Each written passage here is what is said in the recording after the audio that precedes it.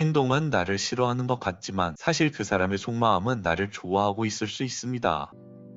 안녕하세요 여러분, 연애 읽어주는 남자입니다. 오늘은 남자가 당신을 여자로 볼 때라는 주제로 이야기해보려고 해요. 확신을 갖지 못할 때 남자들은 자신에게 상처가 되어 돌아올지를 모를 행동과 말을 절대 하지 않는다. 화성 남자 금성 여자의 사랑의 자문록에서 발췌해왔습니다. 어떤 사람은 남자들은 단순해서 여자를 좋아하면 티가 굉장히 많이 나거나 굉장히 저돌적이다 라고 말하는 사람들도 있습니다. 물론 이 부분도 맞지만 남자에 따라서 행동이 다르게 나오는 경우도 있어요. 남자들도 여자만큼 복잡하고 티를 잘 내고 싶어 하지 않는 남자들도 있다는 겁니다. 남자들 입장에서도 여자들이 거절을 한다면 마음적으로 고통을 받는다는 거죠. 그리고 남자들도 정말 많은 고민과 생각을 하고 또 좋아하는 티를 내지 않기 위해서 여자에게 굉장히 조심을 하기 때문에 대부분의 남자들은 옆에서 은근히 조심스럽게 그 여자에게 관심을 표현합니다. 이 부분을 여러분들이 기본 전제로 깔아놓고 오늘 영상을 끝까지 보시면 남자들의 숨겨진 호감 신호에 대해서 잘 파악하실 수 있을 거예요. 이제 이야기를 시작해 볼게요. 첫 번째, 구체적으로 자주 칭찬한다. 여러분, 칭찬은 누구나 할 수 있습니다. 하지만 당신을 향해서 구체적으로 자주 그 남자가 칭찬을 한다면 한 번쯤 이 남자가 나에게 호감이 있을 수 있겠구나 라고 생각을 하셔도 돼요. 예를 들어서 남자와 여자가 만났을 때 이쁘시네요, 굉장히 잘생기셨어요, 이런 흔하디 흔한 상투적인 말, 그런 칭찬 말고 오늘은 옷이 좀 화사하신데요, 오늘 어디 가세요? 아니면 오늘 귀걸이 하셨네요, 귀걸이가 되게 예뻐요,